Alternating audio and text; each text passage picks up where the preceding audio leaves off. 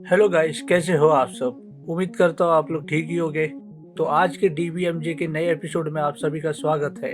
तो आज हम लोग बात करने वाले गोकू वर्सेस सातोरू गोजो के बारे में, गोकू वर्सेस साइतामा के बारे में, गोकू वर्सेस लॉर्ड विष्णु के बारे में, Lord Vishnu versus Lord Shiva के बारे में। तो बहुत सारे टॉपिक है डिस्कस करने के लिए, तो बिना किसी देरी के वीडियो को स्टार्ट करते हैं। तो यार मैं पहले बता देना चाहता हूँ, ये स्टोरी मैंने नहीं लिखी है, ये एआई ने जनरेट की है। तो जो भी गाली देना है एआई को देना। तो पहले टॉपिक पे बढ़ते हैं, गोकू वर्सेस सातोरू गोजो, कौन जीतेगा। चलिए जानते हैं। अगर हम गोकू और सातोरू गोजो के बीच फाइट का एनालिसिस करें तो दोनों के पास अपने अपने यूनिक पावर्स है, लेकिन अगर हम दोनों की एबिलिटी और पावर स्केलिंग को समझे तो गोकू का जीतना ज्यादा लॉजिकल लगता है। वेल, ये तो सही कहा उसने, मुझे भी यही लग रहा है। लेट्स सी क्या होता है आगे। पॉइंट नंबर 1, गोकू के पास क्या है। गोकू एक सेयन है जो सुपर सेयन और उसके हायर फॉर्म्स तक को इवॉल्व कर चुका है, जैसे कि अल्ट्रा इंस्टिंक्ट और ultra ego. Well, ultra ego के बारे में मैं श्योर नहीं हूँ क्योंकि वो गोकू का फॉर्म नहीं है, वेजिटा का फॉर्म है। लेट्स सी आगे क्या है। उसकी स्टेमिना और ड्यूरेबिलिटी और स्पीड काफी हाई है। जब गोकू अपने फुल पोटेंशियल पे होता है वो टाइम को भी मैनिपुलेट कर सकता है और अपने अपोनेंट्स के मूव्स प्रेडिक्ट कर सकता है। अल्ट्रा इंस्टिंक्ट के फॉर्म में वो किसी भी अटैक को बिना सोचे समझे डॉज कर लेता है क्योंकि उसका बॉडी इंस्टिंक्टिवली रिएक्ट करता है। उसका पावर लेवल अनइमेजिनेबल है, स्पेशली वो अपने ड्रैगन बॉल्स के पावर से और कायोकेन के साथ कंबाइन करता है। भाई ये क्या लिख रहा है यही। ड्रैगन बॉल के पावर से ये क्या होता है। जहाँ तक मेरे को पता है वो गोकू अपना की एनर्जी से वो अपने पावर को ये करता है ना, जनरेट। यहाँ पर कोई से तो नशे फूक रहा है यही। चलो आगे देखते हैं क्या होता है। पॉइंट नंबर 2, सातोरू गोजो के पास क्या है। गोजो जुजुत्सु काइसन के वर्ल्ड में सबसे पावरफुल सोर्सरर है। उसका लिमिटलेस टेक्निक और इन्फिनिटी का कॉन्सेप्ट काफी पावरफुल है, जिसमें वो किसी भी चीज को स्पेस टाइम में स्लो डाउन कर सकता है, इसलिए उसके साथ फाइट करना मुश्किल है। डोमेन एक्सपेंशन के थ्रू गोजो अपने अपोनेंट को अपने स्पेसिफिक स्पेस में ट्रैप कर लेता है, जहाँ पे उसके पावर फुल्ली डोमिनेट करते हैं। गोजो की 6 आइज टेक्निक उसके परसेप्शन और स्पीड को काफी एनहेंस करती है, जो उसको ऑलमोस्ट अनबीटेबल बना देती है। लेकिन गोकू का एडवांटेज क्या है। ड्यूरेबिलिटी और रीजनरेशन। गोकू को कई बार जिंदगी के लिए फाइट करना पड़ता है और वो हर बार अपने बॉडी को रिकवर कर लेता है। गोजो का इन्फिनिटी उसको कुछ टाइम के लिए एडवांटेज दे सकता है, लेकिन गोकू अपने स्टेमिना और अडेप्टेबिलिटी से उस सिचुएशन को भी काउंटर कर सकता है। स्पीड और पावर। अल्ट्रा इंस्टिंक्ट फॉर्म में गोकू की स्पीड और रिफ्लेक्सेस गोजो के इन्फिनिटी को इजीली काउंटर कर सकते हैं। गोकू का स्पीड ऑफ थॉट का लेवल गोजो के इन्फिनिटी को बाईपास करने के लिए काफी होगा। कायोकेन और स्पिरिट बॉम्ब। अगर गोकू अपने कायोकेन या स्पिरिट बॉम्ब जैसे मूव्स को यूज करता है तो उसका पावर लेवल गोजो के हर डिफेंसिव बैरियर को तोड़ सकता है। कंक्लूजन, गोकू का अल्ट्रा इंस्टिंक्ट और सेयन की अडेप्टेबिलिटी उसे फाइट में ज्यादा फायदा देता है। गोजो का इन्फिनिटी और डोमेन एक्सपेंशन पावरफुल है, लेकिन गोजो की स्पीड और पावर के अगेंस्ट उसका डिफेंसिव स्ट्रैटेजी ज्यादा टाइम तक नहीं चल पाएगा। गोकू का रीजनरेशन और ओवरऑल डिस्ट्रक्टिव पावर उसे फाइट का क्लियर विनर बनाता है, तो यहाँ पर विनर गोकू है।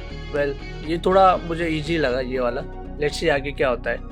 तो हमारा नेक्स्ट टॉपिक है गोकू वर्सेस साइतामा, वन पंच मैन वाला। देखते हैं कौन जीतेगा। अगर हम गोकू और साइतामा के बीच फाइट की बात करें तो दोनों ही अपने यूनिवर्स के सबसे ज्यादा पावरफुल कैरेक्टर है, दैट्स ट्रू। पर एक क्लियर विनर डिसाइड करने के लिए हमें उसकी एबिलिटी और पावर स्केलिंग का लॉजिकल एनालिसिस करना पड़ेगा। वेल, ये भी सही है, पर एक क्लियर विनर डिसाइड करने के लिए हमें उनकी एबिलिटीज और पावर स्केलिंग का लॉजिकल एनालिसिस करना पड़ेगा, दैट्स ट्रू। ये भी सही है। तो पॉइंट नंबर 1 पे आते। गोकू के पास क्या है। Power scaling. गोकू का पावर लेवल कंटिन्यूसली ग्रो करता है। उसका ट्रांसफॉर्मेशन अल्ट्रा इंस्टिंक्ट तक पहुंच चुका है, जो एक डिवाइन पावर है। उसकी स्पीड, स्ट्रेंथ और रिफ्लेक्सेस का लेवल यूनिवर्सल स्केल के बियॉन्ड है। Destructive power. गोकू की अटैक्स जैसे कि कामेहामेहा, स्पिरिट बॉम्ब और ड्रैगन फिश पूरे प्लेनेट डिस्ट्रॉय कर सकते हैं, ये भी सही है। उसने मल्टीवर्सल बीइंग के साथ फाइट किया है, जैसे कि जीरन और लॉर्ड बीरस। अब ट्रेनिंग की बात करें तो गोकू की स्ट्रेंथ उसके रिगोरियस ट्रेनिंग का रिजल्ट है। उसने गॉड्स के साथ फाइट किया है और उनसे ट्रेनिंग भी ली है। अब सर्वाइवबिलिटी की बात करें तो गोकू के पास सेयन का नेचुरल हीलिंग फैक्टर है, जो उसको हर फाइट के बाद और ज्यादा स्ट्रॉन्ग बनाता है। अब दूसरी तरफ साइतामा के पास क्या है। वन पंच मैन पावर। साइतामा की सबसे बड़ी पावर है कि वो अपने ओपोनेंट को एक ही पंच में हरा सकता है, चाहे वो कितने भी पावरफुल क्यों ना हो। Unlimited strength. साइतामा के पास एक क्लियर अपर लिमिट नहीं है। वो अपने ओपोनेंट के पावर से अनअफेक्टेड लगता है और काफी कैजुअली फाइट करता है। ड्यूरेबिलिटी। उसने प्लेनेट लेवल अटैक को बिना किसी प्रॉब्लम के टैंक किया है। मतलब उसने इजीली हैंडल किया है। अब कंपैरिजन और की फैक्टर के बारे में बात करते हैं। पावर स्केलिंग और फीड्स। पहले गोकू से शुरुआत करते। उसने मल्टीवर्सल ओपोनेंट को हराया है और डायमेंशंस को तोड़ने वाली स्पीड और पावर दिखाई है। उसका अल्ट्रा इंस्टिंक्ट एक डिवाइन पावर है जो साइतामा के अनप्रेडिक्टेबल पंचेस को डॉज कर सकता है। अब दूसरी तरफ साइतामा की बात करें तो अब तक के फीड्स मोस्टली प्लेनेट लेवल के हैं। वो मून से अर्थ तक बिना किसी एफर्ट्स के वापस आ गया और उसने बोरोस के प्लेनेट डिस्ट्रॉइंग अटैक्स को टैंक किया, मतलब इजीली उसने रोक दिया। लेकिन मल्टीवर्सल स्केल के फीड्स अब तक नहीं दिखाए गए, लेकिन उसने अभी तक मल्टीवर्सल लेवल का पावर नहीं दिखाया साइतामा ने, ये वो कहना चाह रहा है। अब अडेप्टेबिलिटी के बारे में बात करते हैं। गोकू हर फाइट में इवॉल्व करता है और अपने अपोनेंट्स के स्ट्रेंथ को ओवरकम करता है। अगर फाइट लंबी चले तो साइतामा के पंच के इफेक्ट कम हो सकते हैं, क्योंकि गोकू उससे ज्यादा ड्यूरेबल और अडेप्टिव है। अब स्पीड के बारे में बात करते हैं। गोकू की स्पीड इंस्टेंट ट्रांसमिशन के साथ लाइट स्पीड से भी आगे जाती है। अल्ट्रा इंस्टिंक्ट के फॉर्म में उसका मूवमेंट और रिएक्शन एक नेचुरल इंस्टिंक्ट के बेसिस पर होता है, जो साइतामा के अटैक को काउंटर कर सकता है।